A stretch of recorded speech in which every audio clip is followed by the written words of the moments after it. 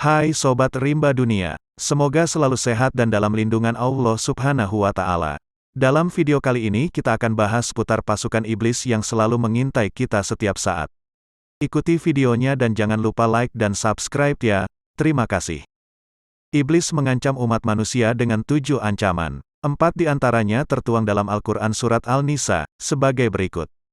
Dan aku benar-benar akan menyesatkan mereka, dan akan membangkitkan angan-angan kosong pada mereka dan menyuruh mereka memotong telinga-telinga binatang ternak, lalu mereka benar-benar memotongnya, dan akan aku suruh mereka mengubah ciptaan Allah. Dan hingga saat ini, iblis begitu membenci anak cucu Adam karena dendam kesumat, lantaran iri hati dan kesombongannya kala itu. Padahal sebelumnya, iblis termasuk makhluk ciptaan Allah yang tekun beribadah, bahkan melampaui para malaikat. Iblis merasa lebih mulia dari Adam, oleh karena ia diciptakan dari api sedangkan Adam hanya dari tanah. Karena arogansinya tersebut, iblis pun dilaknat. Dan mulai saat itu juga, iblis secara terang-terangan menyatakan permusuhan pada keturunan Adam. Secara tegas dan terang-terangan bahwa Allah berfirman dalam Al-Quran, iblis adalah musuh yang nyata bagi manusia. Allah berfirman, bukankah aku telah memerintahkan kepadamu hai Bani Adam supaya kamu tidak menyembah Saitan? Sesungguhnya Saitan itu adalah musuh yang nyata bagi kamu. Quran Surah Yasin ayat 60. Imam Mujahid merupakan seorang pakar tafsir terkemuka yang disebutkan oleh Syekh Abdurrauf Al-Manawi.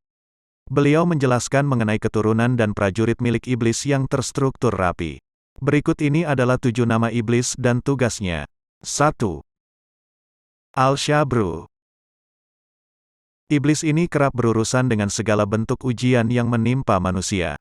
Setiap kali kita menerima cobaan hidup, Al-Syabru akan memancing rasa galau dan tidak sabar dengan keadaan. Manusia akan diarahkan pada pikiran negatif dan merasa Allah tidak adil dan selalu memberi cobaan. Segala ekspresi berlebih dikala menderita musibah seperti mudah menangis, histeris, depresi, mengamuk, dan tindakan jahiliyah lain, adalah salah satu dari pengaruh iblis Al-Syabru.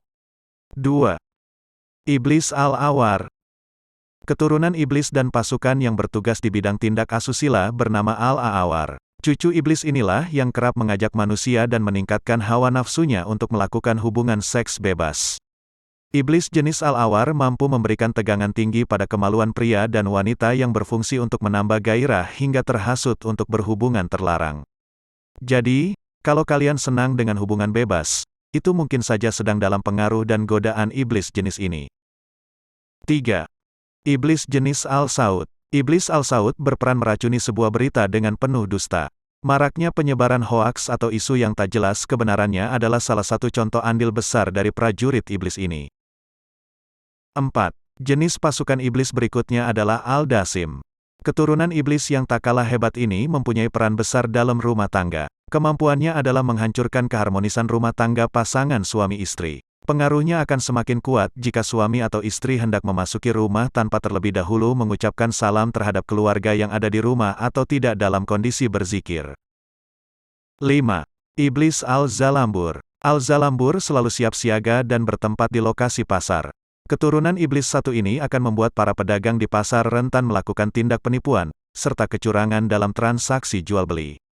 1000 alasan diucapkan dan berbagai cara dilakukan agar dagangan cepat habis dan meraih untung berlipat. Dari berbohong tentang kualitas produk yang dijual, sampai berbohong tentang harga kulakan barang, semua dilakukan. 6. Iblis jenis Al-Walhan. Keturunan iblis bernama Al-Walhan bertugas mengganggu urusan manusia saat bersuci. Setiap manusia dihasutnya untuk ragu-ragu dan bingung saat berwudu, mandi, atau aktivitas bersuci lainnya. Bahkan iblis Al-Walhan mampu mempengaruhi manusia untuk buang angin setelah wudu dan menggunakan air secara berlebihan atau boros. 7. Iblis terakhir dalam pembahasan kali ini adalah iblis berjenis Al-Hanzab. Keturunan iblis Al-Hanzab, secara khusus mengganggu ibadahnya manusia. Keturunan Nabi Adam akan dibuat malas sholat, melanggar etika sholat, melakukan hal-hal yang bisa membatalkan sholat, tidak khusyuk dan banyak lagi. Sejatinya, masih banyak lagi nama iblis dan tugasnya yang membawa misi besar penyesatan kepada umat manusia. Dan alangkah baiknya kita sebagai manusia bisa lebih mewaspadai gerakan dan tipu daya iblis.